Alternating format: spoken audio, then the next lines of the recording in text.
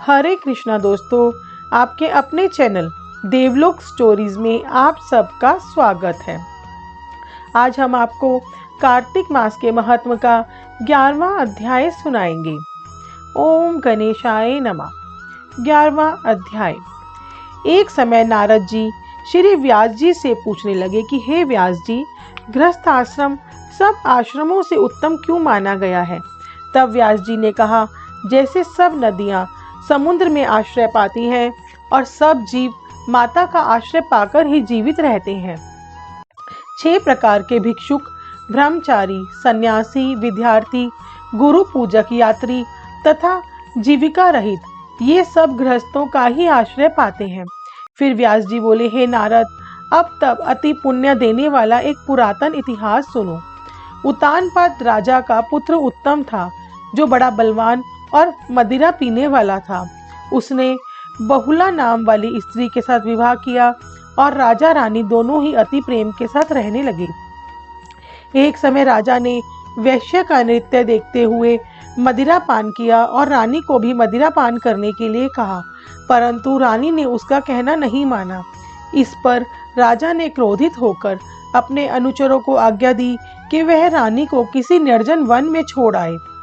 तत्पश्चात राजा रानी के वियोग में दुखी तो हुआ, मगर उसने दूसरा विवाह नहीं किया और प्रजा की पुत्र के समान पालन करने लगा। एक दिन एक ब्राह्मण राजा के पास आकर कहने लगा कि हे राजन, कोई मेरी स्त्री का अपहरण करके ले गया है। उसके वियोग में मैं अति दुखित हूँ, इसीलिए तुम उसे ढूंढ कर लाओ। राजा कहने लगा कि महाराज, मैं नहीं जानता कि आपकी स्त्री को कौन, किधर और कहाँ ले गया है।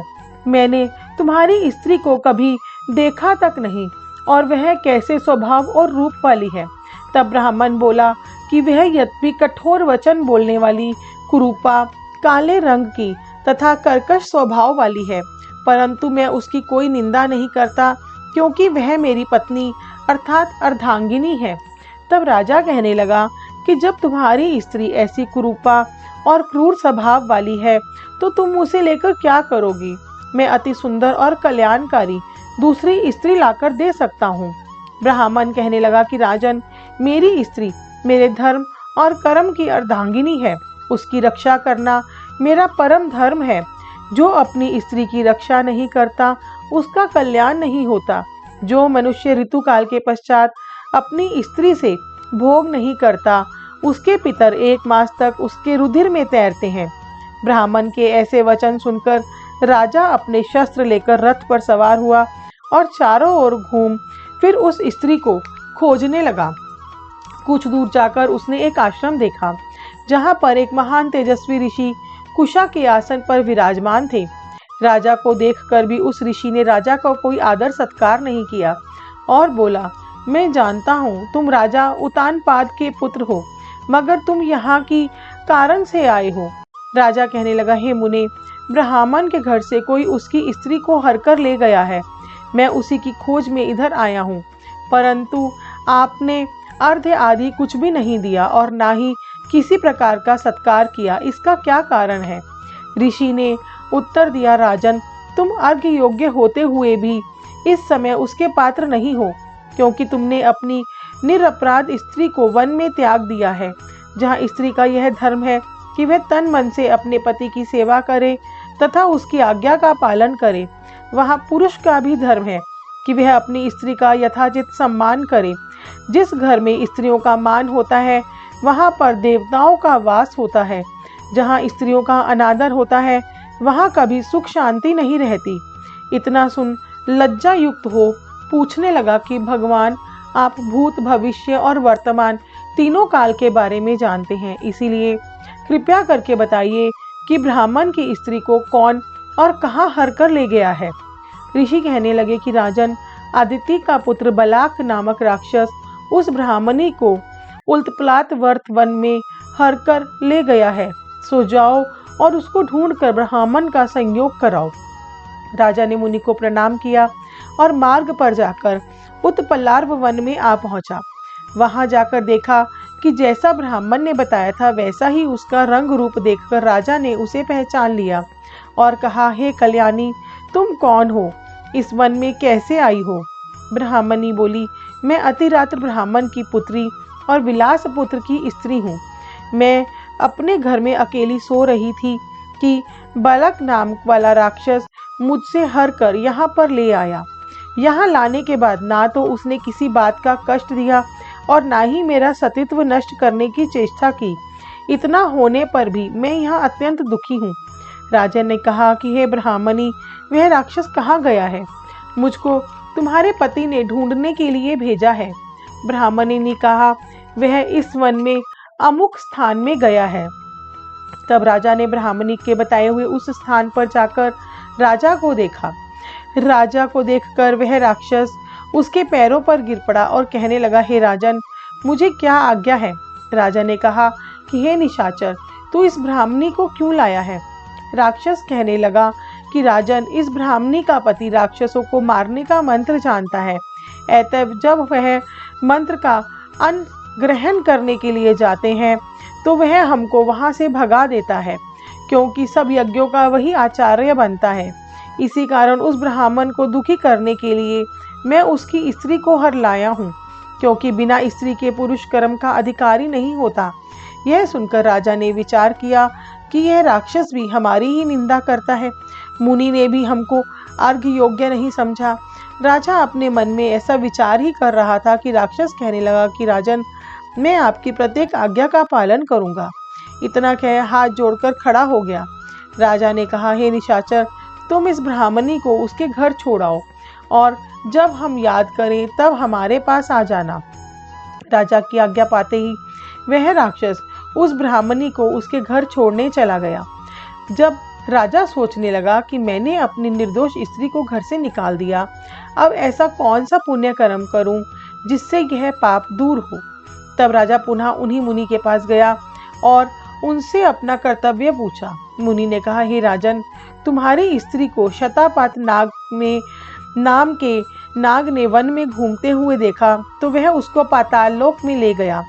उस नाम की नंदा नाम वाली एक कन्या है, उसने अपने घर में उसको छिपा रखा है। यह सुन राजा वहां से अपने घर आया और ब्राह्मण को स्त्री सहित अपने घर में देखकर बहुत प्रसन्न हुआ। तत्पश्चात राजा ने बालक नामक राक्षस को याद किया तो वह तुरंत ही राजा के पास आकर उपस्थित हो गया। बालक को देख राजा ने उसे पाताल लोक से अपनी स्त्री को लाने का आदेश दिया। उसके बाद वह राक्षस पाताल लोक तक गया और वहां से राजा को स्त्री लाकर सौंप दी। तत्पश्चात राजा रानी बड़े प्रेम से रहने लगे।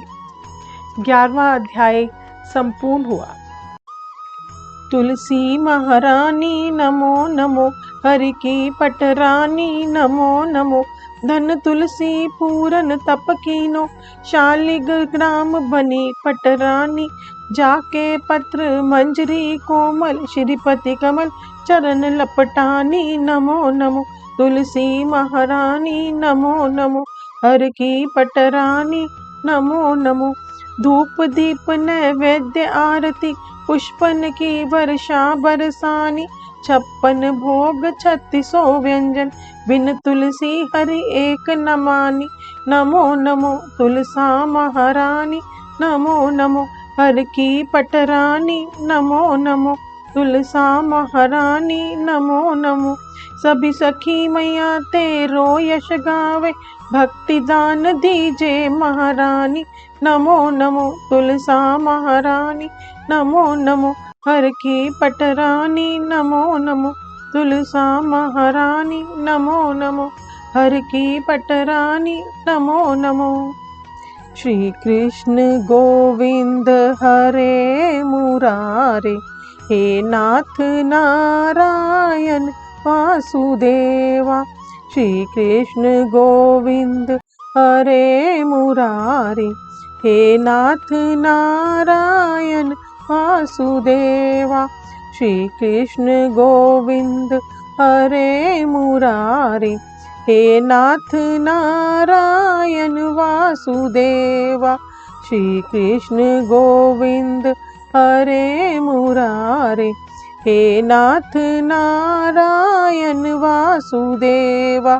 श्री कृष्ण गोविंद हरे मुरारे, हे नाथ नारायण वासुदेवा, श्री कृष्ण गोविंद हरे मुरारे। हे नाथ नारायण वासुदेवा, श्री कृष्ण गोविंद हरे मुरारे।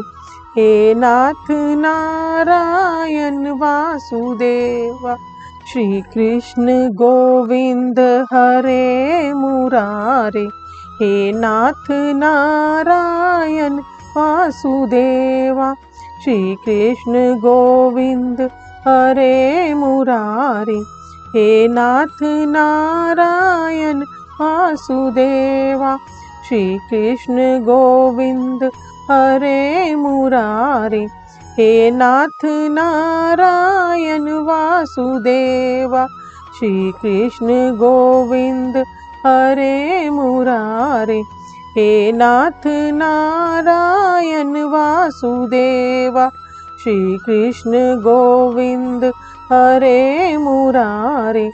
हे नाथ नारायण वासुदेवा, श्री कृष्ण गोविंद हरे मुरारे।